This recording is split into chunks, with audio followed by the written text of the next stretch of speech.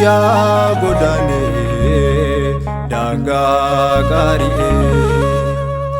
biyyorma firan antane sitonaf nae gamoji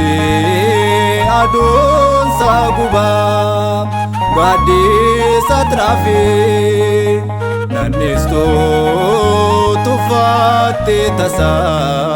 biya lafafi Jesus jalale duga Kristos angafanaga nanisi lafa onati nan beka idonu feti nan gati biya ormati sinega anga